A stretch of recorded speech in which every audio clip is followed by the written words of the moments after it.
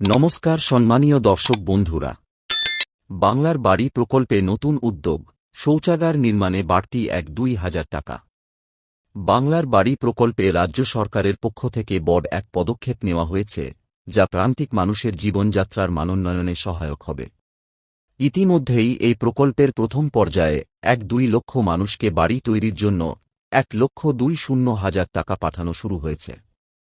কিন্তু শুধু বাড়ি তৈরি করেই থেমে থাকছে না রাজ্য সরকার, শৌচাগার নির্মাণের জন্য বাড়তি ১-২,০০০ টাকা দেওয়া হবে। শৌচাগার নির্মাণে গুরুত্ব। রাজ্য পঞ্চায়েত মন্ত্রী প্রদীপ মজুমদার জানিয়েছেন, বাংলাকে ইতিমধ্যেই উন্মুক্ত শৌচমুক্ত রাজ্য হিসেবে ঘোষণা করা হয়েছে। এই লক্ষ্যে বাংলার বাড়ি প্রকল্পের আওতায় শৌচাগার নির্মাণের ব্যবস্থা করা হচ্ছে। মিশন নির্মল বাংলা প্রকল্পের সাথে সংযোগ। এই উদ্যোগটি মিশন নির্মল বাংলার সাথে সংযুক্ত হয়ে বাস্তবায়িত হবে। শৌচাগারের জন্য সাধারণত ৬,০০০ টাকা দুটি কিস্তিতে দেওয়া হয় এবং এই নিয়মও এখানে প্রযোজ্য হবে। স্ট্যান্ডার্ড অপারেটিং প্রোটোকল (সাপ) রাজ্য সরকারের ঘোষিত স্ট্যান্ডার্ড অপারেটিং প্রোটোকল (এসওপি) এর অধীনে বাড়ি নির্মাণকারীদের জন্য বিদ্যুৎ, পানীয় জল এবং শৌচাগারের মতো মৌলিক সুবিধা নিশ্চিত করা হবে। আরও এক গুরুত্বপূর্ণ পদক্ষেপ হিসেবে আনন্দধারা প্রকল্পের আওতায় এই পরিবারগুলিকে অন্তর্ভুক্ত করার সিদ্ধান্ত নেওয়া হয়েছে। অর্থ ছাড়ার প্রক্রিয়া। বাড়ি তৈরির জন্য ৬,০০০ টাকা দুটি কিস্তিতে প্রদান করা হবে।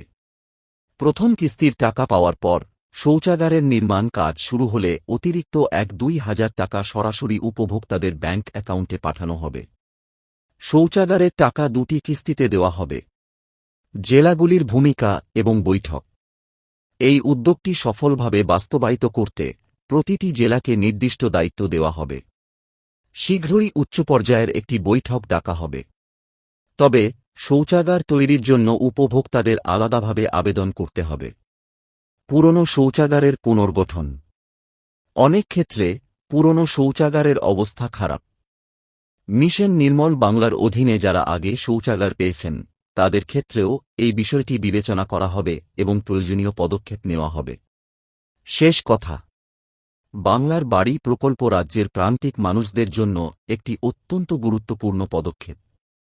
বাড়ি তৈরির পাশাপাশি শৌচাগারের উদ্যোগ সরকারের এই চিন্তাভাবনা আরও বেশি প্রাসঙ্গিক এবং প্রয়োজনীয় করে তুলছে।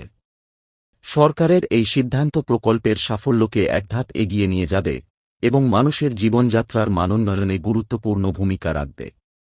এই উদ্যোগের মাধ্যমে রাজ্য সরকার প্রান্তিক মানুষের জন্য একটি সুরক্ষিত এবং সুস্থ জীবন নিশ্চিত করার জন্য প্রতিজ্ঞাবদ্ধ।